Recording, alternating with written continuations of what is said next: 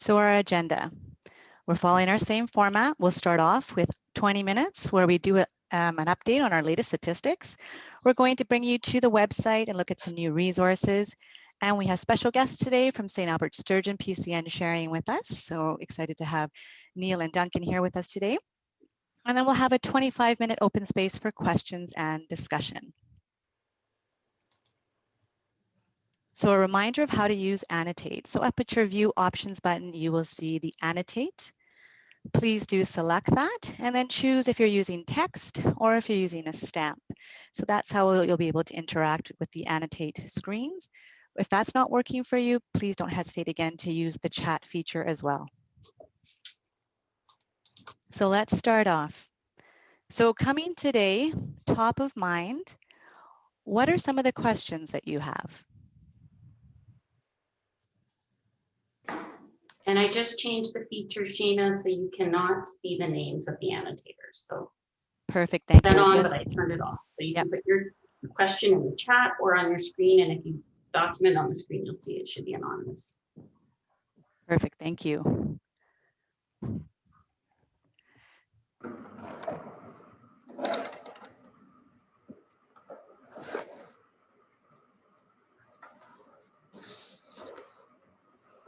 So it looks like someone's trying to put something in, but I can't tell if it's just not presenting properly.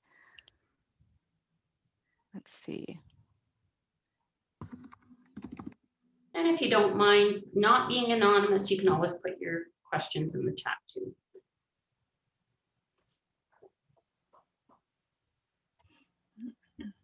It sounds like we might have some gremlins that are not letting the annotate work properly. Ah, I see a Kiro. And any updates on ongoing? And I see.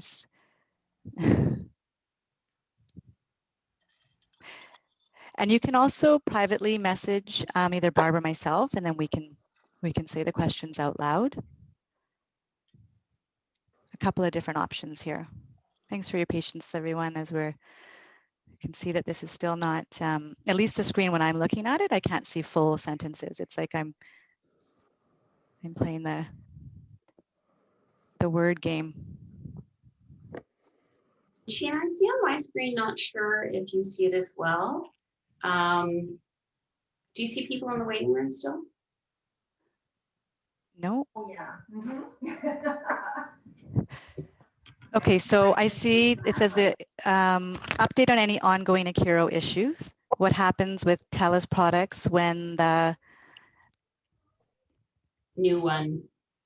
I think what happens with the TELUS product when the new one is launched, when they're talking. Okay, so I see. Perfect. So 2 EMR questions, Akiro and TELUS. So we're going to assume it's about Input Health, Collaborative Health record. So we'll be answering those.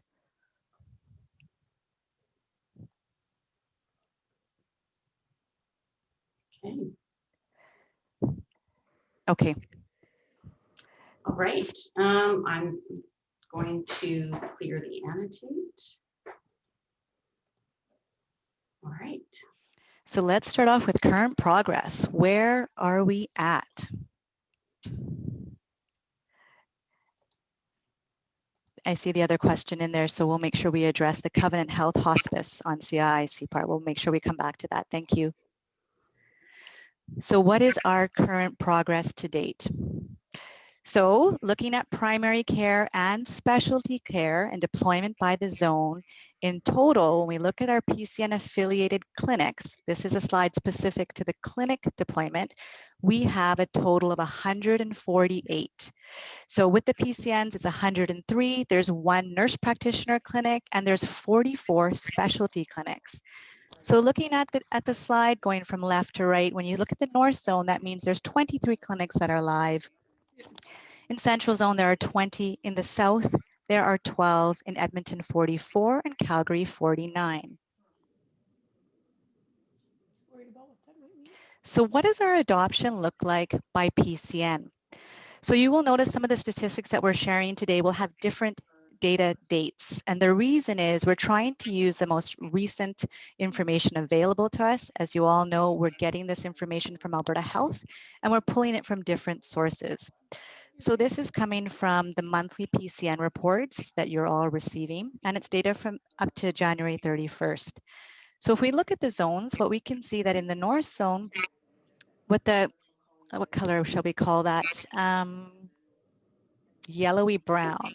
That's going to be yellowy brown for me today. So a cloudy sun in the north zone, we see we have 34% are live. So the cloudy sun color is your live clinics. In Edmonton, we have 8%, and in Central 18, Calgary 10, and the South has 19. So the target is what we all know with that ratified provincial goal of having 80% of PCN members on a conformed EMR live on the system by 2023. When you look at the little people at the far left of the screen, this represents the number of physicians. It's an estimated number that are registered to the PCNs. So these numbers would be considered the denominator when you're trying to figure out your percentages. I want you to see, again, we always want to focus on the Edmonton and Calgary zone. Just for the number of physicians that are in those zones, they're quite a bit higher than the rest. So when you look at their percentages of 8% being live or 10% being live, just keep into account that their number of physicians is quite a bit higher. So the greatest opportunities are within those two zones.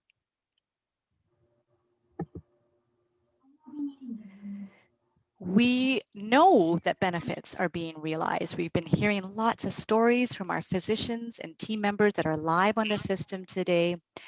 What this slide is showing us is the encounter data. So when we think about the information that community clinics are sharing and having shared in Netcare, that's where we look at the encounters that form that.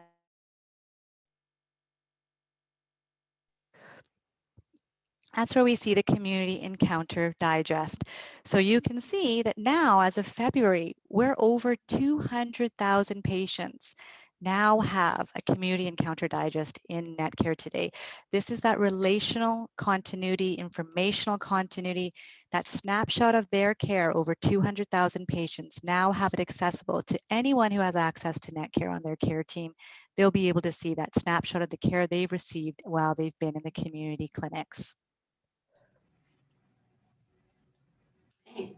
So we saw there were some EMR questions. So I put together as well the deployment by EMR, and this is as well where we can address some EMR questions. So you can see that the most number of clinics deployed on an EMR is MedAccess at 91 clinics, followed by Wolf and MicroQuest HealthQuest. Honestly, MicroQuest HealthQuest implementations go the fastest. TELUS actually has a little bit more of a queue because they can only implement so many clinics per week right now. And there are clinics that have been given a go live date, and sometimes it's 2 or 3 weeks later than what they might expect. And here we have Accuro. 34 clinics are in live or queue. Of those, like 19 are fully live. And honestly, the majority of those 19 clinics are specialist clinics. Lots of specialists in Alberta use Accuro, and some primary care. There is something very different with Accuro in the go live process in that their customer service team has a lot of contact with the customers during that period. It's not actually eHealth support services as with the other EMRs.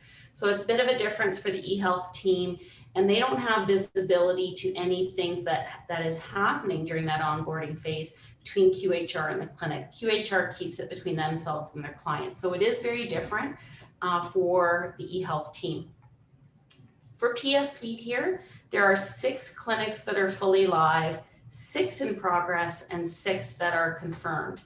There are actually still some workflow issues that are being worked out with the TELUS team on PS Suite to ensure that the encounter data is flowing. The consult reports go no problem.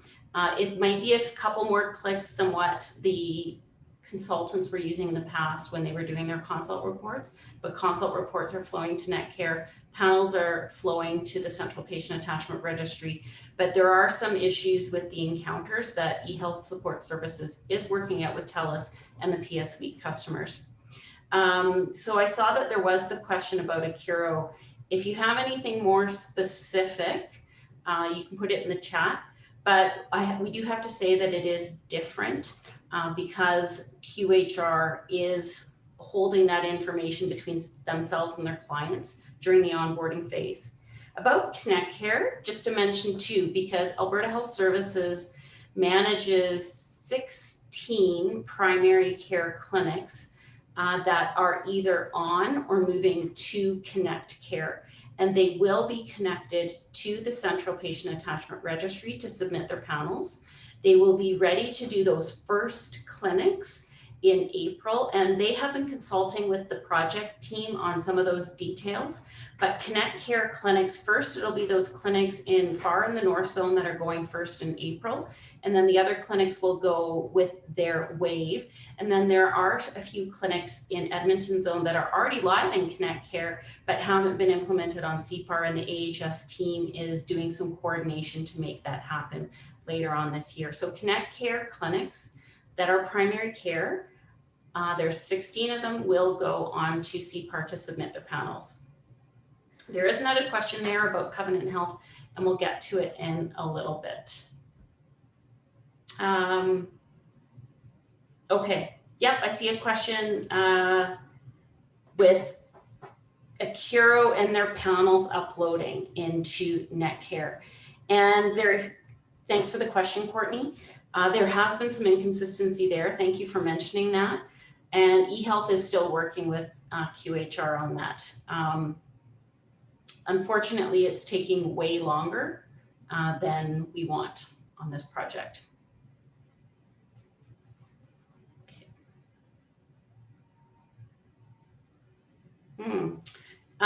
See a question about Wolf and Consult reports loading. So it's Consult reports are the only type of reports that will upload, but there have not been technical challenges with Consult reports. And you can contact me if you want some specific with Consult reports. It's always about selecting the right template, and then it will upload to NetCare. We don't have an issue log on that right now. So where are we as far as physicians in Alberta? When we break it down by those that are live or in progress, the green providers are live, and there are 552 family medicine or general practitioners that are live, 173 specialists, for a total of 725 physicians that are live. But the providers in blue are the ones that have signed up and are in progress. And in total, we have over 1,000 physicians in Alberta that are either signed up and in progress, or of the 725 live. So we're growing weekly with confirmation of participation forms going in, and the vendors deploying those to the clinics. So that's quite exciting. Okay, so this is a graph of data in the Central Patient Attachment Registry. So these are for providers that sign up for the panel part. It's either a physician, a family physician or a pediatrician, or a nurse practitioner that has panels. In February, 482 providers were submitting their panels to the Central Patient Attachment Registry. In total, it grew, and in February, there were 384,000 Albertans with their established relationship to their primary provider recorded in CPAR. So this is a really important step because it enables something else to happen. So now the system knows these patients have this relationship with this provider. So this is a graph showing the actual number of e-notifications going out across the zones between September of last year and February. In both January and February, over 12,000 e-notifications went out to participating provider EMRs to tell them that one of their CPAR paneled patients had a hospital admission, hospital discharge, ED discharge, or a day surgery discharge. You can see that February was almost the same as January, but there were 3 less days in February than January. But these 12,000 are opportunities for smoother transitions of care. And if you look at our website, you'll see those stories of physicians saying that they are making a difference for them to be able to connect and support their patients post-discharge. And we're going to get to the question about Covenant Health next. I do want to remind providers, you to remind providers that when they're signing up and receive e-notifications, unfortunately, they're technically not perfect. And there are some technical enhancements that are underway right now that Alberta Health and Alberta Health Services are working on. But unfortunately, sometimes that reason for admission or reason for discharge is blank. And we do want to remind providers that wherever possible, look for new information on Alberta Netcare, and please go to Alberta Netcare before contacting the patient because more information might be there. So I want to address Sandy's question about a e-notification related to a Covenant Health hospice from CII that went to a participating provider. And I know that the information wasn't complete, which did result in a provider phoning the patient, but to find out, or phoning the patient's family, but very unfortunately finding out that the patient was deceased. So we, as far as I know, eHealth is still looking into the specifics of that transaction to look for more details. But our blanket recommendation is please go to Netcare to look for additional information. There's a long technical explanation about why it's not the same between all systems, but we'll spare you the details of that right now. As well, just because of consultants participating, we're approaching 100,000 consult reports in Alberta Netcare because of specialists or others, providers that write consult reports, and they too are having a significant impact on Albertans as a result of emergency departments and hospitals having access to those. And just to segue to specialists, if you are, as a practice facilitator, working with a clinic that has specialists in it, and they might not even be members of your primary care network, and if you need assistance, we do have a team at ACT that works with the specialists, and they can be contacted through an email, CII-specialty@albertadoctors.org, and we do have a whole section of our website dedicated to specialists. And speaking about the website, I did want to highlight one change that we did make recently is we now have a whole FAQ area where we've comprehensively cataloged many questions. You can open it up and then there's many different answers and you can find comprehensive information in this area. So if you haven't explored it, I hope that you've explored the new EMR resources area, the new panel resources area we put up, and you're probably pretty familiar with the practice facilitator resource area. So I'm going to go back and we're going to stop sharing here and go to St. Albert Sturgeon. And I'm going to stop sharing, and Neil, that will enable you to share your screen.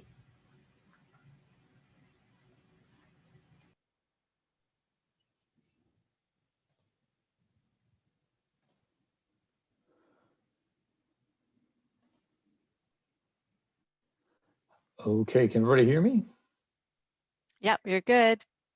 Okay, I'm going to try this in Adobe rather than PowerPoint just to eliminate as many issues as possible. Thanks everybody for having us here today. It's a pleasure to be with you all. We do have a short presentation that we've been asked to come and talk to some of the success that we've had with the St. Albert and Sturgeon PCN CII CPAR uptake, which I will be the first to say did not seem like it was a thing that was really going to happen until just very, very recently. So we're excited to share that with you. So I think we've just got about 15 minutes here and we'll kind of share our story. First of all, while we're in these virtual meetings, land acknowledgements are a little bit tricky, but therefore we do want to take a moment just to recognize all of us that there are many Indigenous nations that have long-standing relationships with the territories upon which we all are and call home today. And we should take a moment to think about that. So Duncan, I kind of drew the straw to do the presentation. Duncan is here as well, and we'll both be happy to answer questions later. But just for our background, Duncan and I both started as CIFs, so as we call them in St. Albert. I started in February, like February 21st, and Duncan started, like, I think it must be his year anniversary, probably coming up this week. Yeah, okay.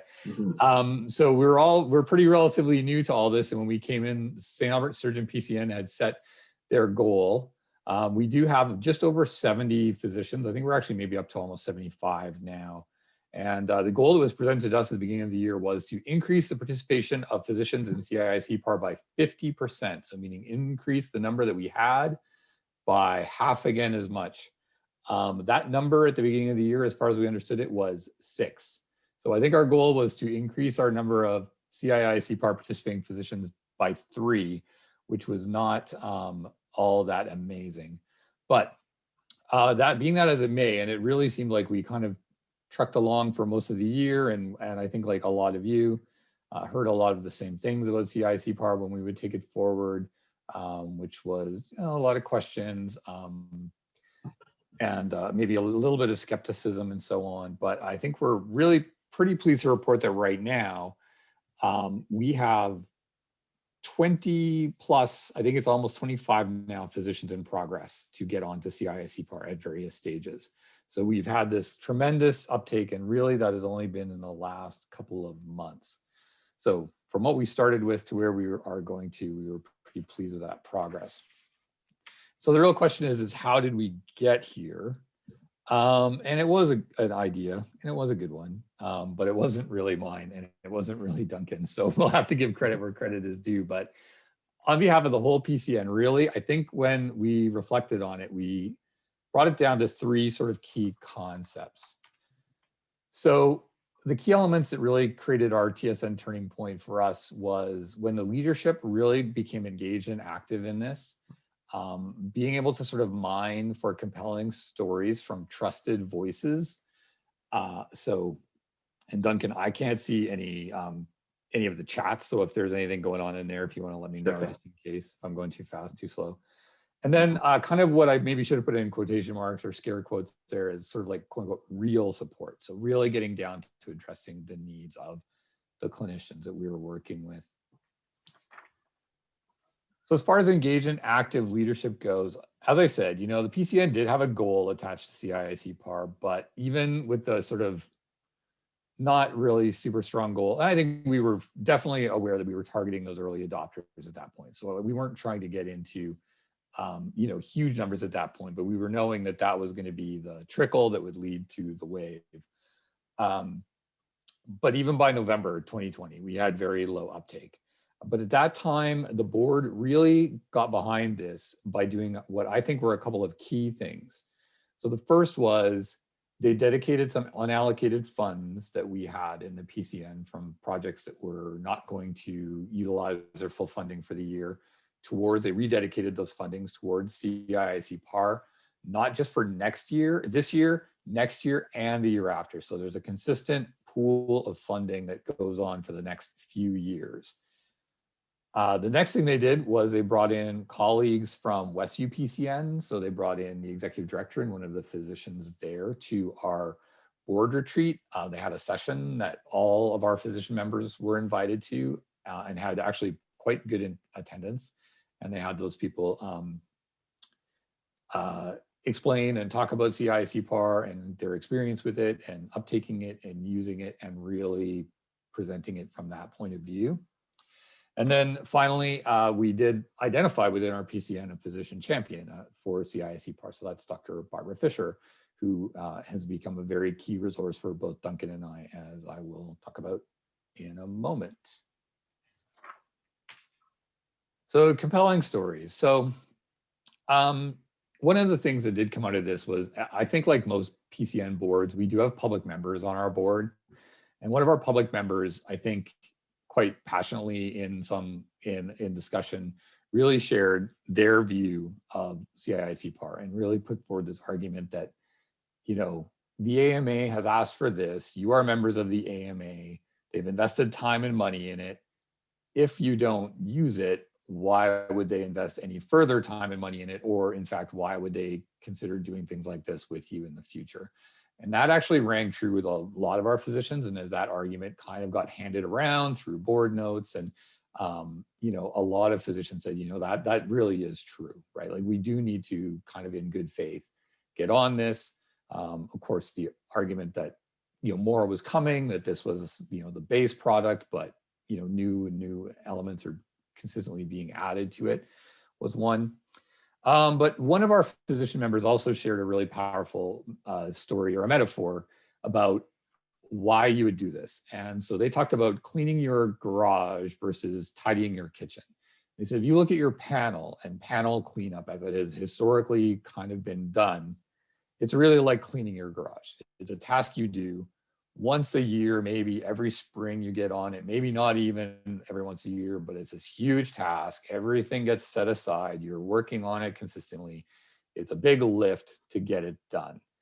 And he said that the comparison with being on CPAR is that it makes your panel cleanup a lot more like just tidying your kitchen, a small task that you do every day, sometimes multiple times a day, but it's quite easy, only takes a couple of minutes, and you can fit it in kind of as it goes.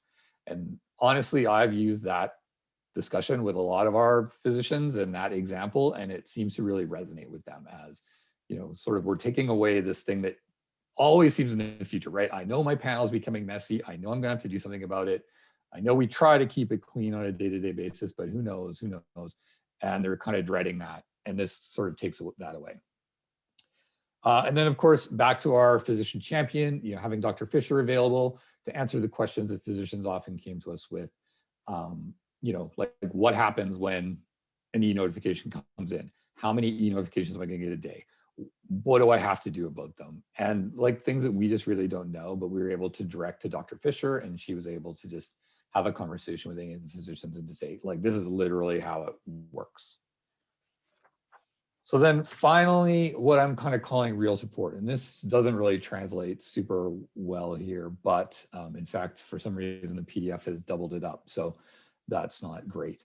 But what I'll do is I'll say, so our team decided to tackle the most common concerns head on. And by team, I mean the leadership, the board members, our physician champion, Duncan and myself.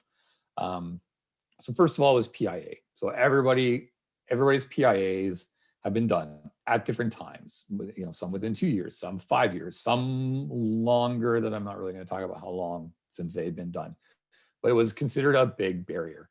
So the board decided the first thing they were going to do was the funding that they had for this year, they put towards PIAs. So any clinic, any medical home in St. Albert Sturgeon PCN was able to get a third party to work with them to review and completely update their PIA, regardless of whether their intention is to proceed with CII-CPAR at this time. So in addition to CII-CPAR readiness, but there's also virtual care, patient portals, things like that. But we just made a blanket statement that you could get this third party to do your PIA for you. It would be up to date as of 2021, which means theoretically you're going to be ready for CII-CPAR whenever you want. But we had incredible uptake on that. And I think the only clinic that, I think only a couple of clinics did not take us up on that. And one had literally just redone their PIA like last summer. So they were totally current. So yeah, so that was a big deal. The second thing we did was we developed this frequently asked questions document that maybe after, I might be able to pull it up and share it a little bit more, like actually share the document. But I don't want to disrupt the flow of this presentation right now. So we developed this really clear frequently asked questions document. We link to things on the AMA website, you know, for more information, you can look here. Here's a short video you can see. And Sheena has our permission to share this and perhaps has already shared it. But one of the big things that we actually put on there is you can see that this square box that's kind of like a sample of a document within the document is literally the sample community encounter digest. It was, we just copied it as an image, put it right in the document. And when physicians could see, oh, this is what my information is actually going up. So rather than answering the question, well, what goes from my EMR and saying, well, this and that, but not these things, but not these other things. When you could just say, this is what somebody else will see, and they see, oh, it's just the ICD-9 code. It's just this, it's just that. That actually was far more reassuring than us trying to explain, you know, what may or may not be in there. And yeah, so then finally, the last thing we had was, going with that board members' comments and it was pulling on AMA and other other things that we knew. We were able to really paint this picture of the future, right? So the reason to get on CII CPAR now isn't necessarily that CII CPAR is completely revolutionary in terms of practice, but it's the starting point. And as Alberta Surgical Initiative gets added to it, or you're going to be notified if your patients have gotten COVID vaccines, or like whatever happens from it is going to be the big deal. And we need people to get involved in it so that that becomes viable and it can really grow and become the thing that it will ultimately be. So kind of putting all those three things together seems to really have turned the tide. And as we've moved into our new improvement cycle, we have more and more medical homes that are in fact getting on board with CII CPAR. We have a few that have not chosen their goals for the next year that I think Duncan and I both suspect will probably choose CII CPAR. So I'm thinking that roughly as a PCN, we should be over half on CII CPAR by, by this time next year, we should be well over 50%, like 50, 60%. So we'll take any questions you may have at this time. And of course, we are available to our colleagues. Should have put our emails on here. I think we talked about that, but I did not. But yeah, so we're happy to take any questions you might have. And as I say, we remain available. And if we can answer any questions by email, or providing support asynchronously to this, we're happy to do so. That's it. Was I on time? You rocked it. Thanks, Neil. Great All right. presentation. Thank you, Duncan. So any questions for Neil or Duncan? And I see Duncan or Neil are going to post that awesome tool, their FAQ one-pager on the PF network, so you'll all be able to get access to it from there.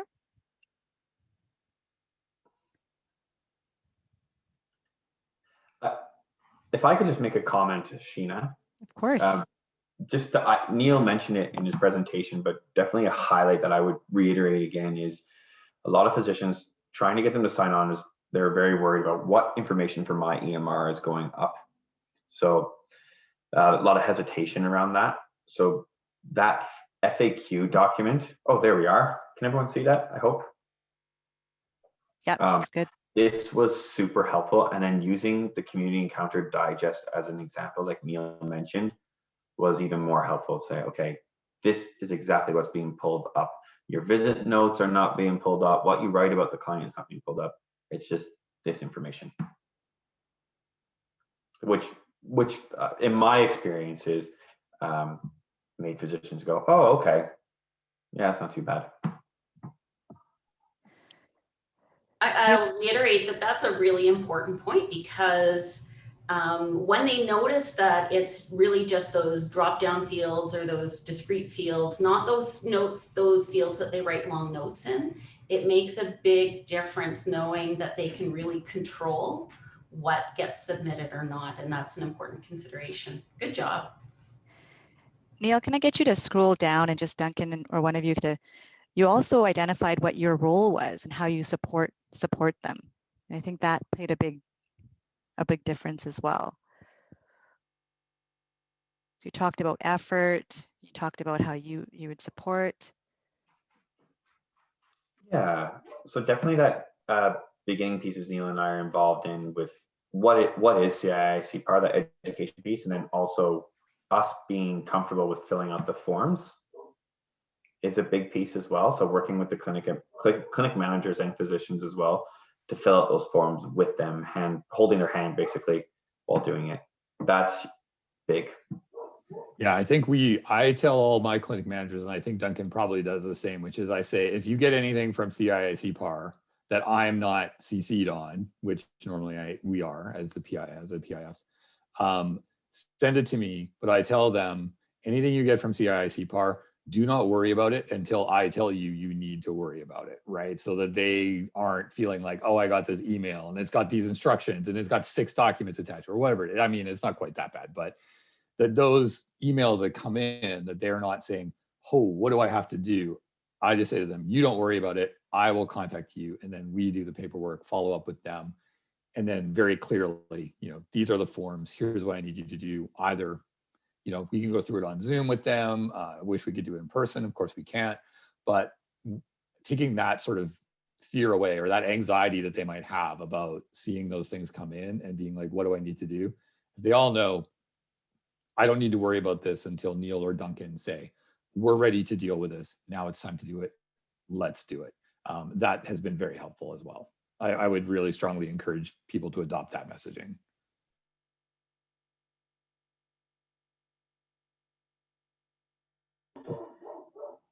And I have one more point. Sorry, things just keep coming up. An example of, oh, geez, sorry, that's the dog. Sorry.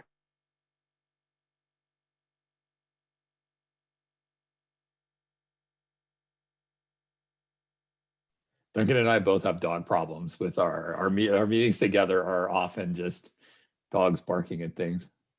So sorry about that. Someone came by the window. With an example for med access is sometimes what they write on the demo on the home page, or the timesheet, let's say the day sheet where they write notes, that automatically gets pulled into their visit note templates. And so that information gets pulled up to CII CPAR. So for clinics to know that, who use med access, I think that's also a very important piece as well.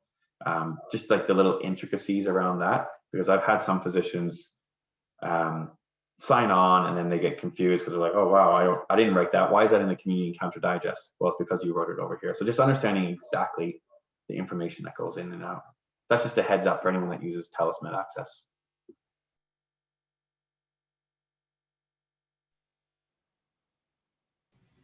And I'll add to that, Duncan, too, because there is ways that individual clinics use the scheduler, and depending on what they write in for the field that maps to the reason to visit, it's sometimes a good opportunity for clinics to say, oh, maybe we need to have standard visit types.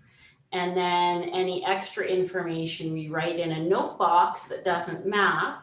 And this is how, and they might even need to teach team members of where they can see those notes if it's not part of their usual workflow to be using it. So that is definitely not unique to Med Access because it impacts PS Suite, even Wolf users, depending on what they set as their visit types, yeah, HealthQuest as well. So that's something that can impact all EMRs. And we found that from the very first clinic that puts the happy face beside the patients as a signal to the team that they can see residents. So that one is not new. So Duncan and Neil, there's a question for you.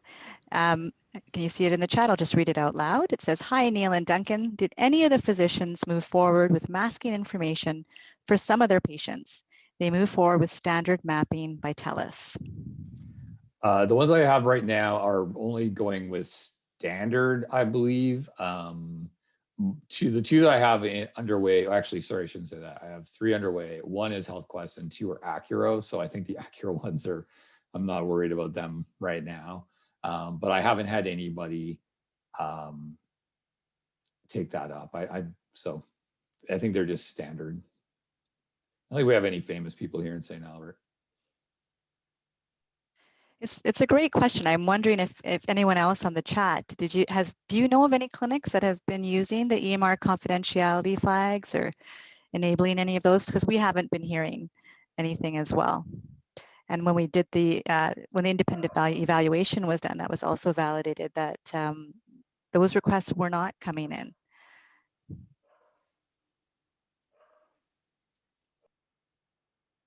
So we'll open it up for any general questions right now. And Barb, what do you think? Shall we turn off the recording? Okay, perfect.